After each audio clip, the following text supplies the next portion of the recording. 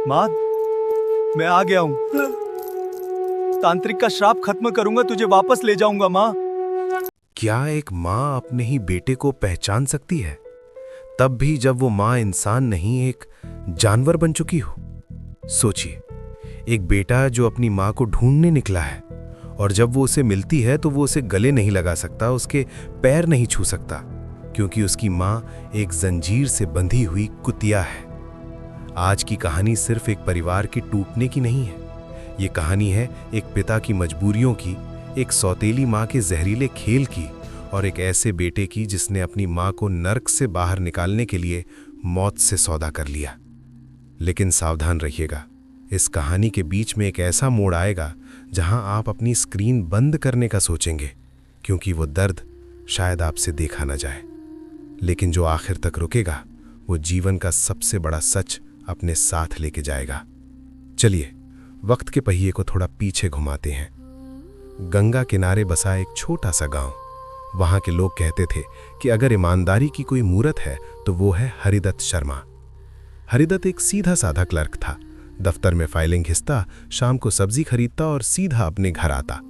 उसकी दुनिया में कोई और नहीं था सिवाय उसकी 3 बेटियों के। पत्नी सालों पहले भगवान को प्यारी हो गई थी। लोगों ने कहा, अरे हरिदत्त, दूसरी शादी कर ले, बेटियों को मां मिल जाएगी। लेकिन हरिदत्त बस मुस्कुरा देता और कहता, मेरी बेटियां ही मेरी दुनिया है। कोई दूसरी आई और उसने मेरी बच्चियों को प्यार नहीं दिया तो मैं जीते जी मर जाऊंगा। 3 बेटियां थीं उसकी। बड़ी सरस्वती, बिल्कुल अपने नाम जैसी, शांत, घर संभालने वाली। मंझली ललिता, भोली, जिसे दुनिया की चालाकी समझ नहीं आती थी। और सबसे छोटी अनन्या। अनन्या उम्र में छोटी थी, लेकिन उसकी अक्ल बड़ों बड़ों को मात देती थी। वो सिर्फ देखती नहीं थी, वो लोगों की नीयत भांप लेती थी।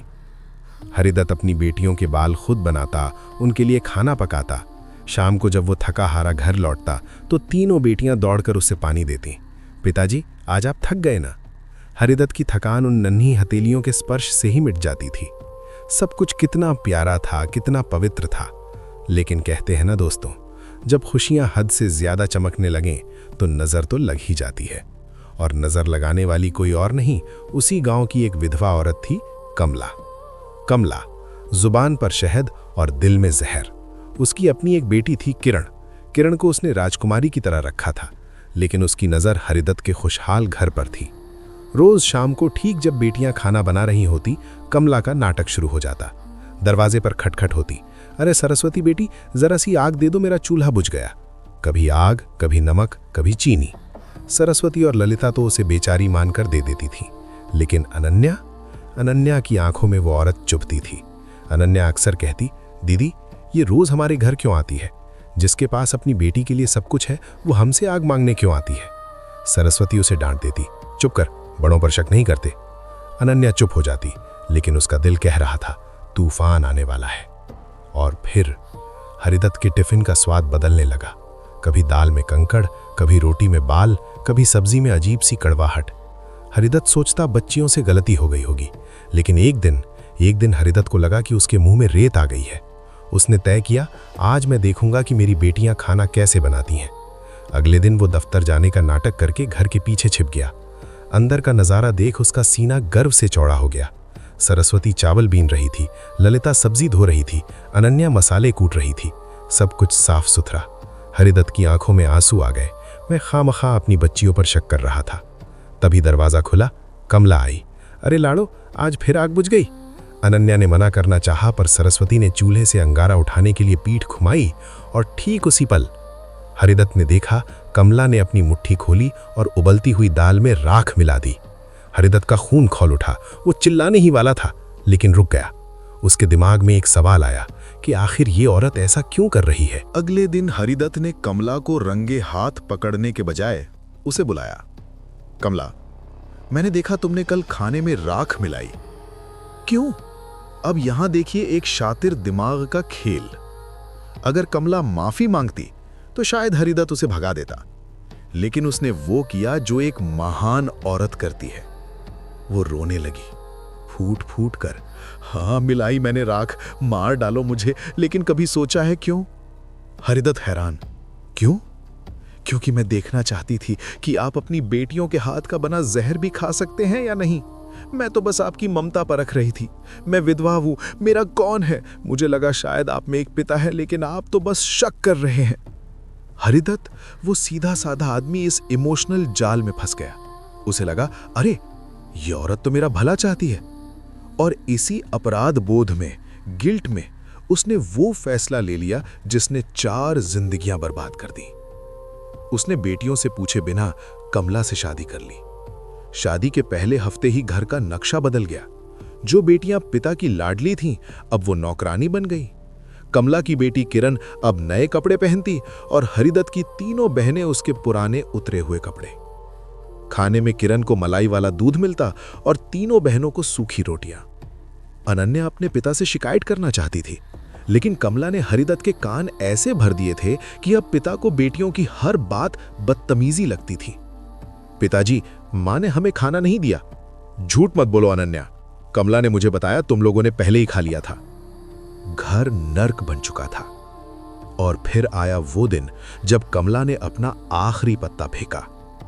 एक रात कमला जोर जोर से कराहने लगी, हाय मेरा सिर फटा जा रहा है, मैं मर जाऊंगी। वैद्य आए, हकीम आए, किसी को कुछ समझ नहीं आया। हरिदत्त घबरा गया। कमला, तुम्हें क्या हुआ है? बताओ मुझे, मैं क्या करूं? कमला ने हरिदत्त का हाथ पकड़ा और अपनी जहरीली आंखों से उसे देखा। एक ही इलाज है। मेरे सपने में एक देवी आई थी। उन्होंने कहा है कि अगर 3 कुंवारी कन्याओं के खून से लेप किया जाए तभी मेरे प्राण बचेंगे, और वो कन्याएं तुम्हारी बेटियां होनी चाहिए। हरिदत्त के पैरों तले जमीन खिसक गई। तुम क्या कह रही हो? मैं अपनी बेटियों को मार डालूं?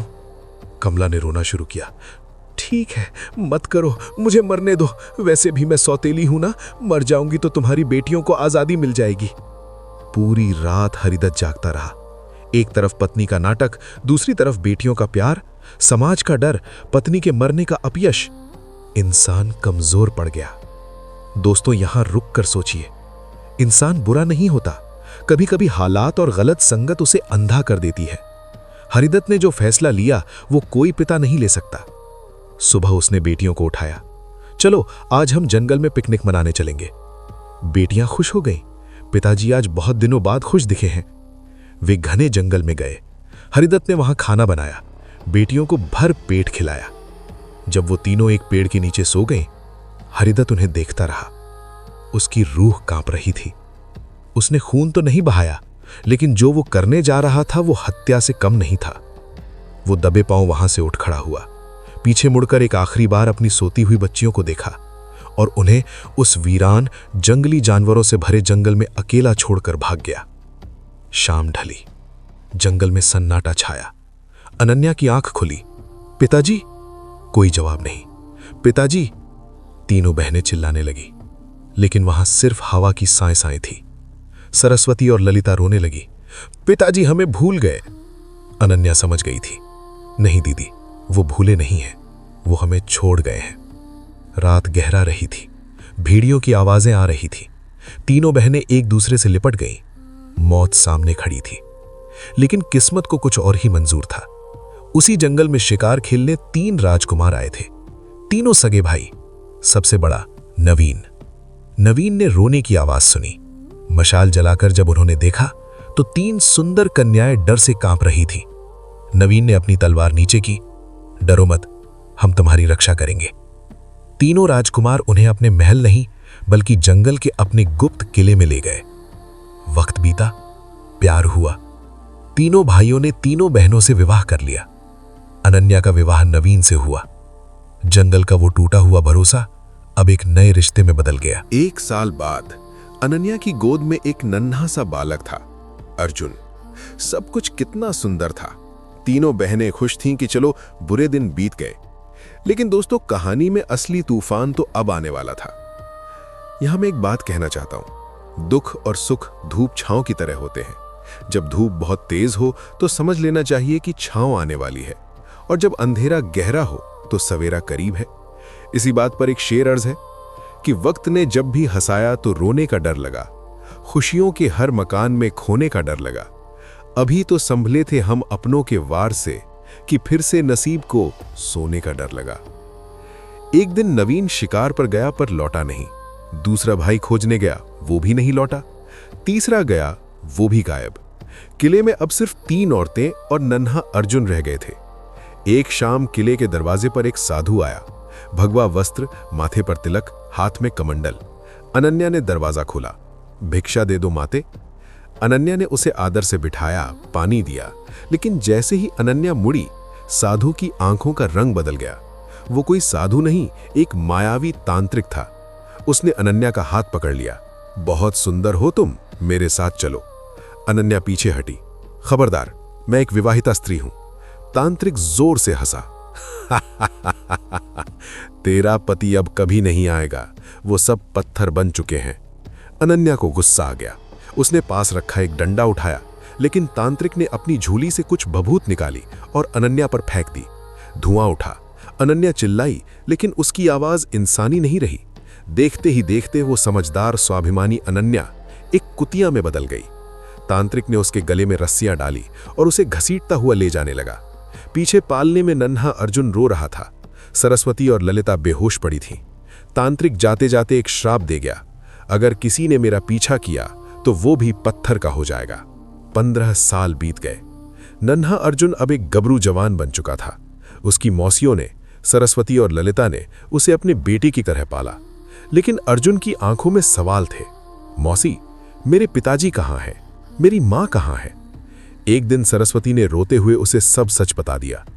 तेरी माँ को एक राक्षस ले गया।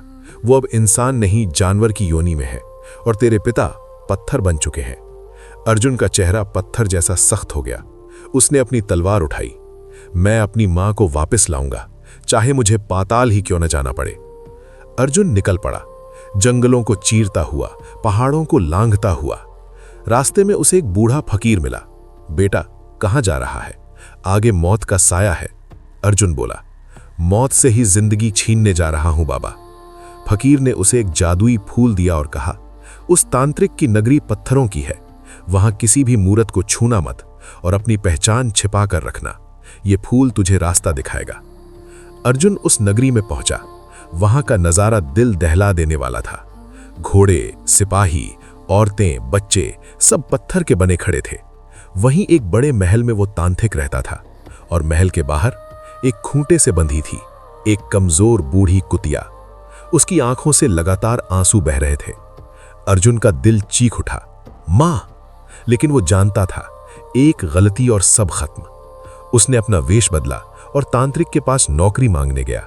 महाराज, मैं एक अनाथ हूं, आपकी सेवा करना चाहता हूं। तांत्रिक को एक गुलाम की जरूरत थी। उसने वख लिया। अर्जुन रोज उस कुतिया के पास जाता, उसे खाना देता। कुतिया उसे सूंघती, उसकी आंखों में देखती और पूंछ हिलाने लगती। मां ने बेटे को पहचान लिया था, लेकिन बेटा अपनी मां को गले नहीं लगा सकता था। दोस्तों, सोचिए उस बेटे पर क्या गुजर रही होगी जो अपनी मां को इस हाल में देख रहा है। यही वो पल होते हैं जब इंसान को एक सही राह, एक सही गाइड की जरूरत होती है। जैसे अर्जुन ने धैर्य रखा, वैसे ही हमें भी लाइफ में सही कहानियों और सही सीख की जरूरत होती है। और अगर आप ऐसी ही दिल को छू लेने वाली कहानियां सुनना चाहते हैं जो सिर्फ टाइम पास नहीं बल्कि जिंदगी का पार्ट है, तो अभी रवि मामा चैनल को सब्सक्राइब कर लीजिए और बेल आइकन दबा दीजिए, क्योंकि हम कहानियां नहीं, जज्बात सुनाते हैं। एक रात अर्जुन ने देखा कि तांत्रिक एक तोते से बातें कर रहा है। क्यों रे मिट्ठू, जब तक तू जिंदा है मैं अमर हूं, जिस दिन तेरी गर्दन मुड़ी उस दिन मेरा खेल खत्म। अर्जुन समझ गया, तांत्रिक की जान उस तोते में है। अगले दिन मौका पाकर अर्जुन ने पिंजरा खोल दिया। तोता उड़ा। तांत्रिक को पता चल गया। वो आंधी की तरह दौड़ा। किसने हाथ लगाया मेरे तोते को? अर्जुन सामने आया। मैंने। तांत्रिक हंसा। तू, कल का छोकरा? उसने मंत्र पढ़ना शुरू किया अर्जुन को पत्थर बनाने के लिए, लेकिन अर्जुन फुर्ती से झपटा और उड़ते हुए तोते को हवा में ही दबोच लिया। तांत्रिक चिल्लाया, नहीं, छोड़ उसे, जो मांगेगा दूंगा। अर्जुन की आंखों में अंगारे थे। मुझे मेरी मां चाहिए, मेरे पिता चाहिए। तांत्रिक ने हाथ घुमाया। कुतिया के ऊपर से धुआं हटा और वहां खड़ी थी अनन्या, कमजोर लेकिन वही तेज आंखें। महल के बाहर से आवाजें आने लगीं। सारे पत्थर इंसान बन रहे थे। नवीन और उसके भाई भी जीवित हो उठे। तांत्रिक गिड़गिड़ाया, मैंने सब ठीक कर दिया, अब तोते को छोड़ दे। अर्जुन ने अपनी मां की तरफ देखा। अनन्या ने कहा, अर्जुन अधर्म को कभी जिंदा नहीं छोड़ते और अर्जुन ने तोते की गर्दन मरोड़ दी। तांत्रिक चीखते हुए धूल बन गया। सब वापस अपने गांव लौटे। जब हरिदत्त शर्मा ने अपनी बेटियों को देखा तो वो पहचान नहीं पाया। वो बूढ़ा हो चुका था। कमला उसे छोड़कर भाग चुकी थी। वो अकेला बीमार खाट पर पड़ा था। अनन्या उसके पास गई। पिताजी। हरिदत्त रो पड़ा। वो बेटियों के पैरों में गिरने लगा। मुझे माफ कर दो, मैंने अपनी ही औलाद को। अनन्या ने उसे उठाया। पिताजी, आपने जो किया वो आपकी कमजोरी थी और हम जो आज हैं वो हमारी ताकत है। अगर आप हमें जंगल में ना छोड़ते तो मैं कभी अपने बेटे अर्जुन से ना मिल पाती। जो होता है अच्छे के लिए होता है।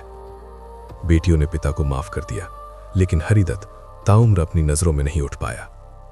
दोस्तों, ये कहानी हमें क्या सिखाती है? बुराई चाहे कितनी भी ताकतवर हो, चाहे वो सौतेली मां के रूप में हो या किसी जादूगर के, जीत हमेशा धैर्य की होती है। अनन्या ने सब्र किया, अर्जुन ने साहस दिखाया। लेकिन आज मैं आपसे एक सवाल पूछना चाहता हूं। अनन्या ने तो अपने पिता को माफ कर दिया क्योंकि वो बेटी थी।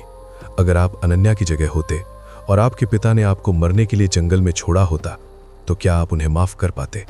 हाँ या ना? नीचे कमेंट में बताइए। मैं हर कमेंट पढ़ूंगा। जय हिंद।